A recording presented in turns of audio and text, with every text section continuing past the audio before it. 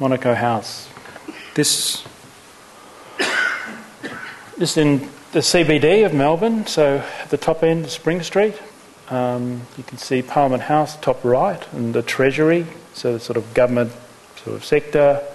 Collins Street, which is sort of famous. The Paris end of Collins Street. And that little red dot is the site that our client bought, which is probably the smallest site in Melbourne, but significantly it's opposite the Melbourne Club Garden. So the Melbourne Club, all the sort of Liberal pollies make all their decisions. But Captains of Industry? Captains of Industry, yeah. And he was an unusual client. He had never built a modern building before.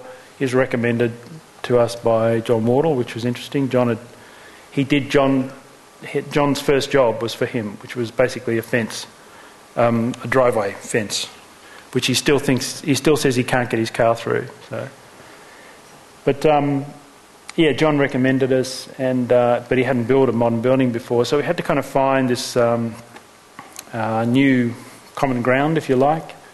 And some of the things that we did like, that we all sort of shared this really nice, I guess, appreciation of the smaller buildings in Melbourne, like Alkira House, a great deco building, which is a squeeze between two larger buildings.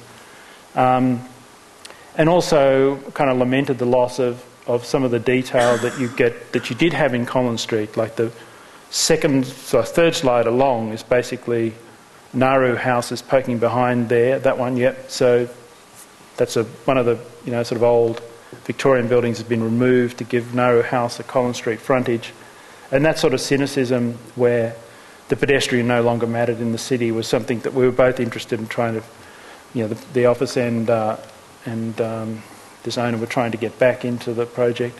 And some of these are in Prague, but that second one on the left is a building that we've always loved, which is a Frank Burness building, which is also a building Venturi loves, and he talks about it being a sort of essay in kind of a sort of violent essay in the street, which was really a kind of inspiring buildings now demolished, but the way that you could get such expression within a tiny little building. And then the other thing was he loved Bugatti, so there was this kind of relationship with the sort of Bugatti family and the sculptures. But the project required us to basically do hundreds and hundreds of schemes. This is where we realised why John gave us this job. He didn't want it himself.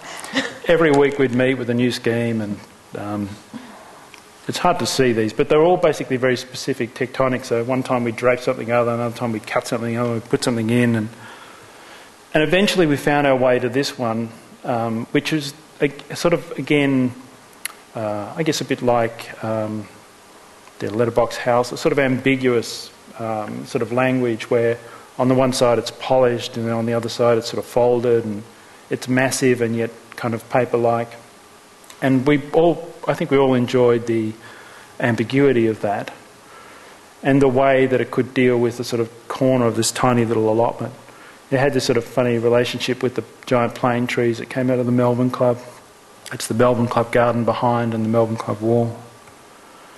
And also this sort of interesting relationship with, Cubism, and a sort of fragmented Cubism more so than the sort of architectural Cubism. And essentially it was about the way these two different systems met on the corner. And we show this Dali thing because, we don't have a clearer way of just sort of describing this more than saying it's kind of like this, where it sort of flips from one thing and the other. It's a pretty ordinary building in a way. Most of it is quite, unexceptional, except for that corner moment. And there's sort of thing about it being essentially about the public experience. So that whole gesture culminates in this sort of public seat. So it's essentially about the pedestrian. It was for, it's called Monaco House because it was for his business, but he also is consulate of Monaco, so he runs consular facilities from the top floor. The sort of Monaco flag. The flag, yeah. So it also had this sense. Other thing that we worked into it was this sort of heraldic kind of quality and sort of embassy type quality. It was all done with these GRC panels, which are manufactured in Adelaide and then just brought across, manufactured precisely to our 3D drawings, and when they came across they almost fitted. And essentially about... for us it was kind of interesting because we hadn't probably dealt so specifically with the idea of sort of silhouette or the idea of section. And so it was interesting.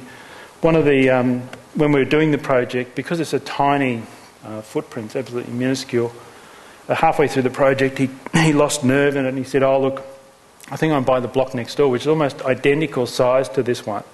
And he said, but look, you've been through so much to get it through planning and to get the whole thing documented that I don't know whether I could do it to you. And we said, just do it.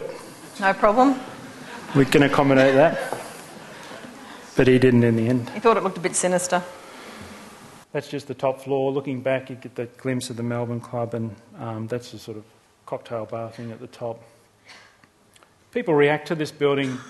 Neither us nor him put that sign up. Someone just decided they want to come along. It's got this little consular lawn at the bottom of it. There is the cafe and for working order and the proprietor spruiking.